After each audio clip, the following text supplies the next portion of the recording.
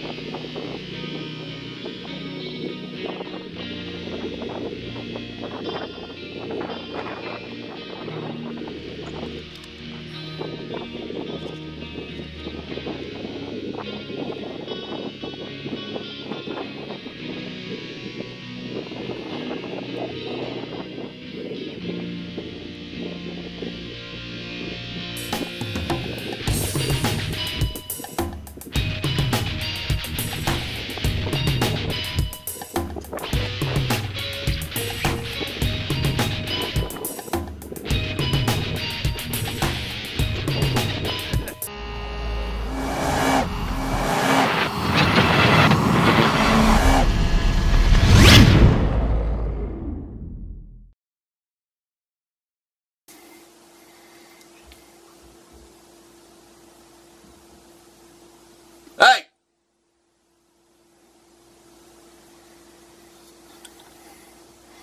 Burglars.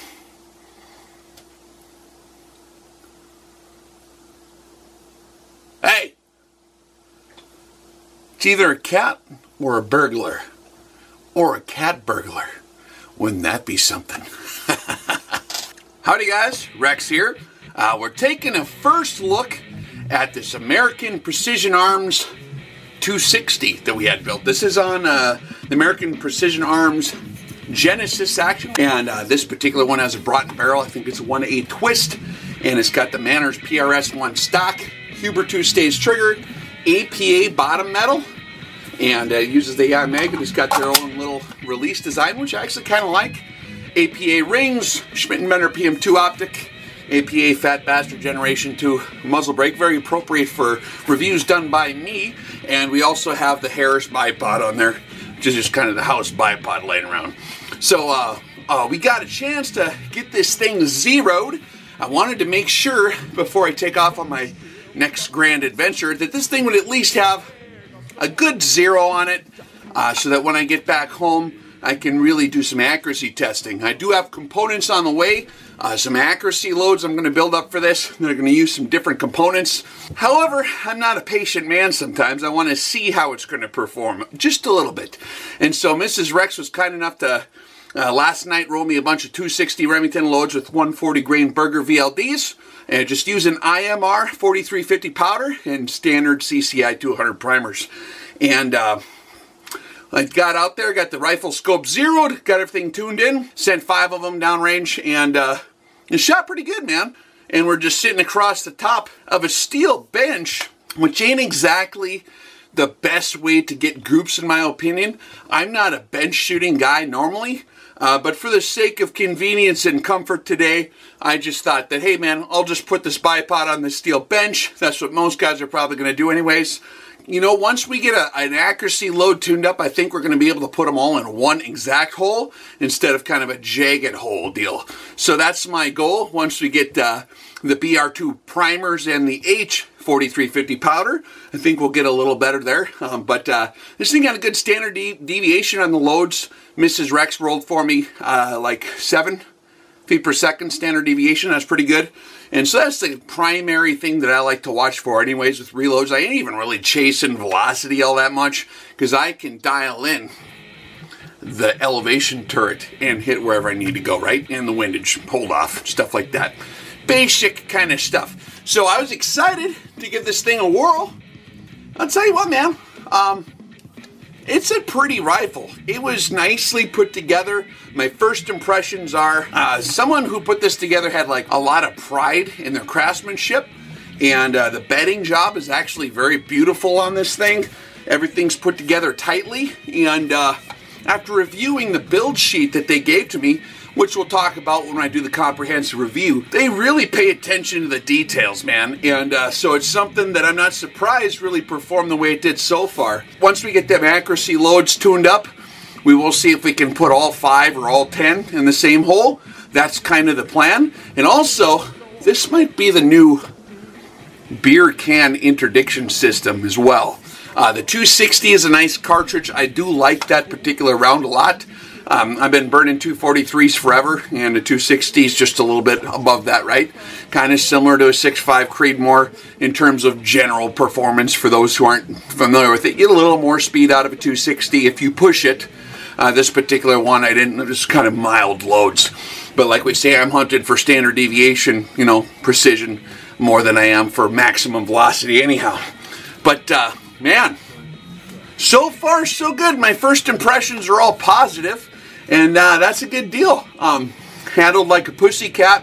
One thing is these are like kind of like target loads, and so there's a little bit of heaviness when you got to close the bolt, which is kind of normal when you load the bullets to kind of touch the lands. I might readjust that a little bit and see if I can get field feeding reliability and still preserve accuracy and still maintain a good standard deviation on my velocities. So that'll be my goal when I roll this next batch of loads. I will try the specific accuracy loads that were kind of tuned for this thing already and see how they do. But I'll probably end up adjusting that a little bit.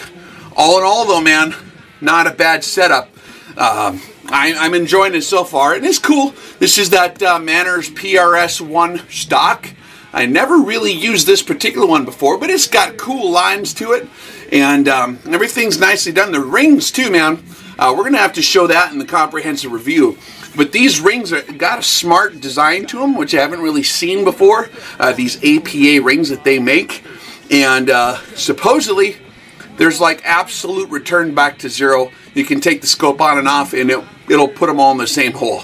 So we'll verify to see if that's true, but just wanted to share that with you before we do the full test, and we'll be doing lots of updates. If we do anything fun with this bad boy, we'll definitely post it so you guys can share on the experience.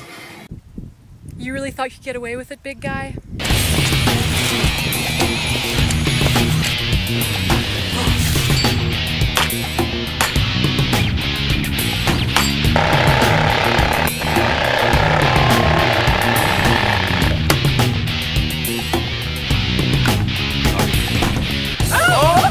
Got it.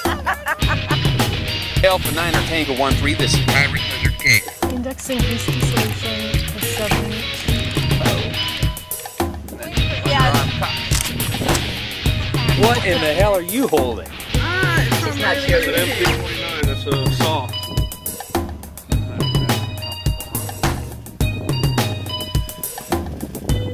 Target's got good cover. What's our danger space for a headshot at TRP-5?